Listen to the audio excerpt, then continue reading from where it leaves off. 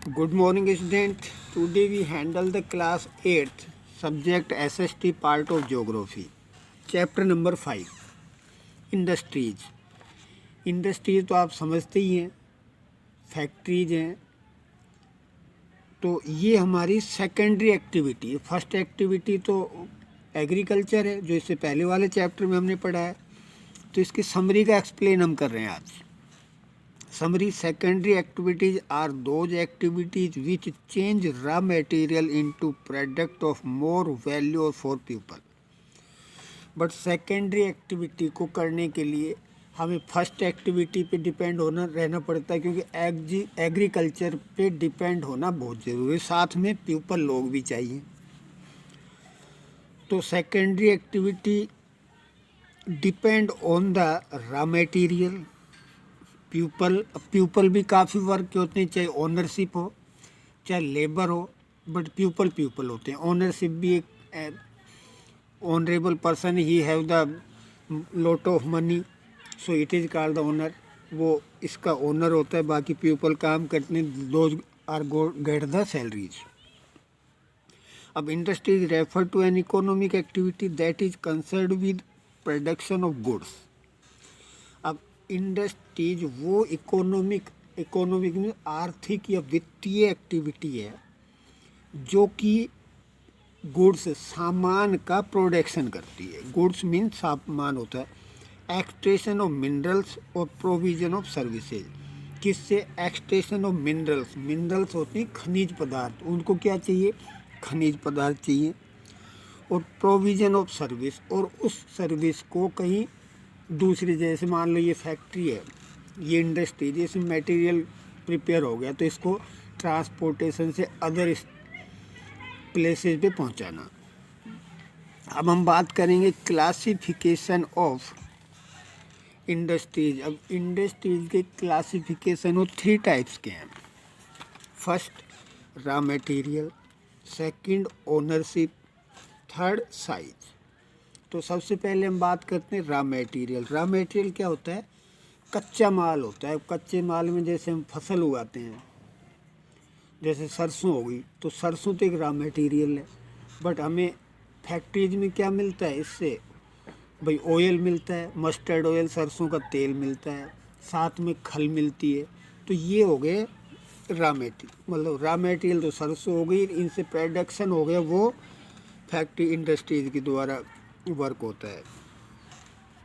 तो raw material कैसे कैसे मतलब अलग अलग टाइप से मिलता है। फॉरेस्ट बेस्ड, जो जंगलों से मिलता है, गोंद है, लकड़ी है, एक्सेट्रा। मैराइन बेस्ड, समुद्री चीज़ें होती हैं वो। मिनरल बेस्ड, मिनरल होता है किसी चीज़ को खोद के निकालना। खनिज पदार्थ होते हैं, जैसे कोयला है, हम पत्थर हैं, स्टोन है, ये सब। Agro based depend on the agriculture. जैसे एग्रीकल्चर में जो भी हम फसल पैदा करते हैं, जैसे गम के लिए हमें गुआर चाहिए, व्हीट है, गेहूँ है, पल्सेज हैं, तो ये एग्रो बेस्ड होती है। अब ownership based, cooperative sector, public sector, private sector और जॉइंट सेक्टर। कोऑपरेटिव सेक्टर मतलब cooperative sector, it is belong to the private member and government member, both are include in it and those both sector include in and provide the services. Otherwise public sector होता है जो government का 100% government provide it. जैसे health facilities हैं, जिसमें अपनी dispensary, hospital से ही आते हैं। वाटर सप्लाई है, तो ये पब्लिक सेक्टर है। Private sector, it is depend by the individual person. तो ये इंडिविजुअल पर्सन, एक या दो व्यक्तियों के मिल के जो प्राइवेट सेक्टर, जैसे प्राइवेट स्कूल्स हैं और काफ़ी फैक्ट्रीज हैं जो गवर्नमेंट चलाती है, उसको तो पब्लिक सेक्टर में आते हैं। बट जो प्राइवेट व्यक्ति, जैसे कोई पर्सन अपना पैसा लगा के कोई प्रोडक्शन करता है, वो प्राइवेट सेक्टर में आते हैं। Joint sector it is called कि इसमें 2, 3, 4, 5, 7 लोग इकट्ठा मिलके अपना पैसा इन्वेस्ट करते हैं, फिर फैक्ट्री लगाते हैं, फिर माल का प्रोडक्शन करते हैं। It is called the joint factory. Third है size.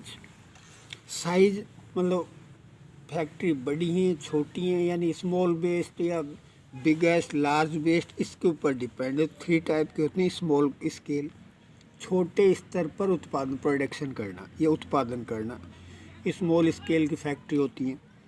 Large scale, a lot of production provide in the per day, तो it is called the large scale size factories. Understand. Cottage होते हैं एक मीडियम फैक्ट्रीज होती हैं जो small scale से तो ज़्यादा और लार्ज स्केल से कम, यानी ये एक घर पे कुछ यूनिटों के द्वारा, यानी स्मॉल स्केल पे तो एक फैमिली मेम्बर होती हैं, बट कोटेज में 10-12 लोग काम करते हैं, तो वहाँ पे मीडियम प्रोडक्शन होता है। It is are the size based. तो ये क्लासिफिकेशन ऑफ इंडस्ट्रीज है। अब हम क्लासिफिकेशन ऑफ इंडस्ट्रीज का मैंने एक्सप्लेन कर दिया है, यानी आपको ये सिर्फ यहाँ तक ही करना है इंडस्ट्रीज में। आगे मैं आपको ये दिखा रहा हूँ, आप रिटर्न वर्क कर सकते हैं कि एग्रो बेस्ड हमें किससे मिलता है, प्लांट और एनिमल बेस्ड रॉ मटेरियल, यानी पौधे और जानवरों से जो मिलता है वो एग्रो बेस्ड होता है। ये जो हमने यहाँ पे पढ़ा था, ये एग्रो बेस्ड एनिमल्स के द्वारा मिलता है। Mineral waste, mineral are their raw material, खनिज पदार्थ होते हैं। Marine, these industry use sea and ocean product is the raw material. Forest based, these industries use forest product as their raw material, ये होता है। अब हम बात करेंगे, ये भी आपको होमवर्क में करना है एज ए रिटर्न, कि फैक्टर अफेक्टिंग लोकेशन और इंडस्ट्रीज। अब फैक्ट्रीज को कौन कौन से फैक्टर हैं, तत्व हैं जो अफेक्शन करते हैं, अपनी ओर खींचते हैं। तो फिजिकल फैक्टर और ह्यूमन फैक्टर 2 होते हैं। फिजिकल फैक्टर में लैंड, यानी ज़मीन अच्छी होनी चाहिए। पावर, इलेक्ट्रिसिटी सस्ती और ज़्यादा होनी चाहिए। Water is the very necessary, जहाँ पे पानी की पर्याप्त मात्रा हो, वो फिजिकल फैक्टर में आते हो। रॉ मटेरियल, कच्चा माल जहाँ पे ज़्यादा मिले, जो फैक्ट्री की लागत ट्रांसपोर्टिंग में ज़्यादा नहीं है, तो इट इज़ दो ज़्यादा physical factor. Human factor, government policies, यानी वहाँ पे गवर्नमेंट की पॉलिसीज कैसी, यानी एक तो टैक्स कम हो जिससे प्रोडक्शन पे लागत कम आए, तो वहाँ पे फैक्ट्री ज़्यादा सेटल्ड होंगी। मार्केट, किसी भी फैक्ट्री के मार्केट जो खपत वाली जगह वो नज़दीक में हो, तो market is the very necessary. अगर मार्केट नहीं होगा तो हम माल का खपत नहीं करेंगे, माल जब यूज नहीं होगा तो फैक्ट्री नहीं चलेगी। लेबर, चीप लेबर भी, यानी सस्ती लेबर भी होनी बहुत ज़रूरी है।